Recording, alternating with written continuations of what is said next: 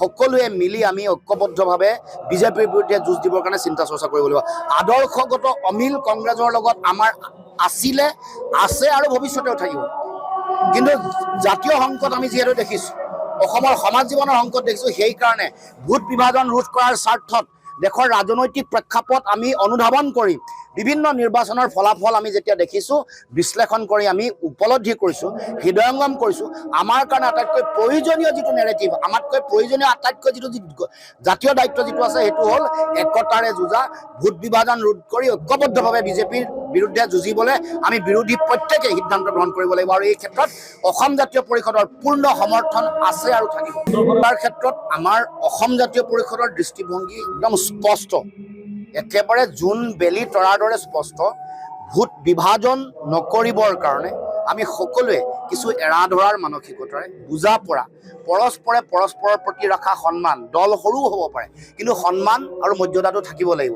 সেই চিন্তাৰে আমি সকলোৱে মিলি আমি ঐক্যবদ্ধভাৱে বিজেপিৰ বিৰুদ্ধে যুঁজ দিবৰ কাৰণে চিন্তা চৰ্চা কৰিব লাগিব। আদৰ্শগত অমিল কংগ্ৰেছৰ লগত আমাৰ আছিলে, আছে আৰু ভৱিষ্যতেও থাকিব। কিন্তু জাতীয় সংকট আমি যিহেতু দেখিছোঁ, অসমৰ সমাজ জীৱনৰ সংকট দেখিছোঁ, সেইকাৰণে ভোট বিভাজন ৰোধ কৰাৰ স্বাৰ্থত দেশৰ ৰাজনৈতিক প্ৰেক্ষাপট আমি অনুধাৱন কৰি বিভিন্ন নিৰ্বাচনৰ ফলাফল আমি যেতিয়া দেখিছোঁ, বিশ্লেষণ কৰি আমি উপলব্ধি কৰিছোঁ, হৃদয়ংগম কৰিছোঁ, আমাৰ কাৰণে আটাইতকৈ প্ৰয়োজনীয় যিটো নেৰেটিভ, আমাতকৈ প্ৰয়োজনীয় আটাইতকৈ যিটো জাতীয় দায়িত্ব যিটো আছে, সেইটো হ'ল একতাৰে যুঁজা, ভোট বিভাজন ৰোধ কৰি ঐক্যবদ্ধভাৱে বিজেপিৰ বিৰুদ্ধে যুঁজিবলৈ আমি বিৰোধী প্ৰত্যেকে সিদ্ধান্ত গ্ৰহণ কৰিব লাগিব। আৰু এই ক্ষেত্ৰত অসম জাতীয় পৰিষদৰ পূৰ্ণ সমৰ্থন আছে আৰু থাকিব।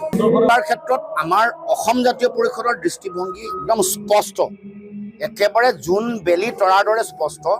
ভোট বিভাজন নকৰিবৰ কাৰণে আমি সকলোৱে কিছু এৰা ধৰাৰ মানসিকতাৰে বুজা পৰা, পৰস্পৰে পৰস্পৰৰ প্ৰতি ৰখা সন্মান, দল সৰুও হ'ব পাৰে কিন্তু সন্মান আৰু মৰ্যাদাটো থাকিব লাগিব।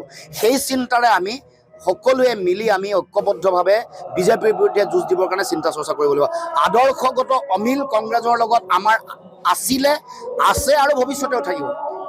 কিন্তু জাতীয় সংকট আমি যিহেতু দেখিছোঁ, অসমৰ সমাজ জীৱনৰ সংকট দেখিছোঁ, সেইকাৰণে ভোট বিভাজন ৰোধ কৰাৰ স্বাৰ্থত দেশৰ ৰাজনৈতিক প্ৰেক্ষাপট আমি অনুধাৱন কৰি বিভিন্ন নিৰ্বাচনৰ ফলাফল আমি যেতিয়া দেখিছোঁ, বিশ্লেষণ কৰি আমি উপলব্ধি কৰিছোঁ, হৃদয়ংগম কৰিছোঁ, আমাৰ কাৰণে আটাইতকৈ প্ৰয়োজনীয় আটাইতকৈ যিটো নেৰেটিভ, আমাতকৈ প্ৰয়োজনীয় আটাইতকৈ যিটো জাতীয় দায়িত্ব যিটো আছে, সেইটো হ'ল একতাৰে যুঁজা, ভোট বিভাজন ৰোধ কৰি ঐক্যবদ্ধভাৱে বিজেপিৰ বিৰুদ্ধে যুঁজিবলৈ আমি বিৰোধী প্ৰত্যেকে সিদ্ধান্ত গ্ৰহণ কৰিব লাগিব। আৰু এই ক্ষেত্ৰত অসম জাতীয় পৰিষদৰ পূৰ্ণ সমৰ্থন আছে আৰু থাকিব। তাৰ ক্ষেত্ৰত আমাৰ অসম জাতীয় পৰিষদৰ দৃষ্টিভংগী একদম স্পষ্ট, একেবাৰে জোন বেলি তৰাৰ দৰে স্পষ্ট।